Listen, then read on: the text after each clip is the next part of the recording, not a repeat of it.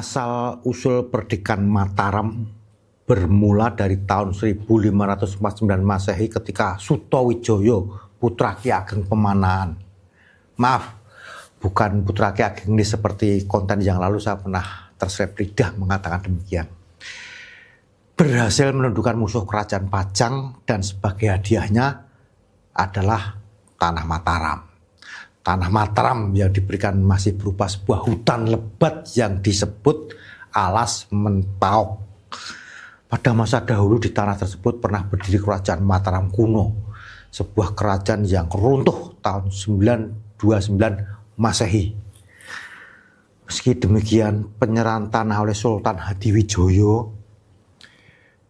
ditunda hingga bertahun-tahun karena diramalkan oleh Sunan Prapen, cucu Sunan Giri, bahwa di Alas Mentaok kelak berdiri sebuah kerajaan yang lebih besar daripada kerajaan Pajang. Dan akhirnya pada tahun 1556 atau atas saran Sunan Kalijogo, Sultan Hadiwijaya Raja Pajang berkenan memberikan tanah hutan Mentaok setelah Ki Ageng Pemanahan mengangkat sumpah akan setia dan tunduk kepada kerajaan Pajang hingga akhir hayatnya. Setelah tanah Mataram diberikan, Sunan Kalijogo berpesan kepada Ki Ageng Pemanahan untuk membangun tempat tinggal untuk keluarga di sekitar pohon beringin yang telah ditanam beliau sewaktu beliau tinggal beberapa waktu di hutan Mentaok. Seperti dikisahkan, ketika dahulu menanam pohon beringin tersebut, Sunan Kalijogo berdoa semoga kelak daerah tersebut menjadi daerah yang rejo atau makmur. Ki Ageng Pemanahan bersama sanak keluarga dan para pengikutnya berangkat meninggalkan desa Pamanahan yang letaknya di sebelah utara Keraton Pajang ke hutan Mentaok, dan mulai membuka hutan Mentaok menjadi sebuah desa. Dan seiring berjalannya waktu, wilayah Alas Mentaok semakin berkembang, penduduknya semakin bertambah, dan akhirnya menjadi sebuah daerah pemukiman yang makmur yang disebut sebagai Perdikan Mataram. Dan Ki Ageng Pemanahan dikenal sebagai Ki Ageng Mataram. Dan daerah tempat kediaman keluarga Ki Ageng Pemanahan disebut Kota Gede. Ki Ageng Pemanahan wafat pada tahun 1584 dan dimakamkan di dekat tempat tinggal beliau sekarang, disebut Astono atau Pajimatan Kota Gede. Setelah Ki Ageng Pemanahan wafat pada tahun 1586, Sultan Hadiwijaya juga wafat. Danang Sutawijaya akhirnya melepaskan diri dari kekuasaan kerajaan Pajang dan mendirikan kerajaan Mataram Islam dengan pusat pemerintahan di Kota Gede pada tahun 1587. Dan Danang Sutawijaya bergelar Panembahan Senopati Ngalogo Saidin Panotogomo Kalifatullah Tanah Jawa. Zaman berganti, Raja silih berganti menjadi pusat cerita. Pada saat itu diceritakan bahwa Amangkurat I dikeroyok oleh orang-orang non-Jawa.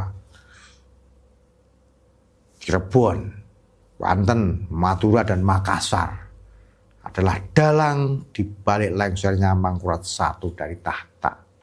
Cirebon dan Banten adalah yang mendanai, sementara Madura dan Makassar adalah mereka yang melakukan eksekusi. Sebuah konspirasi jahat yang sempurna.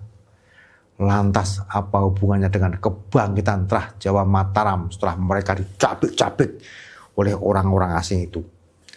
Kenapa Jawa Mataram itu bisa bangkit padahal sudah hancur lebur?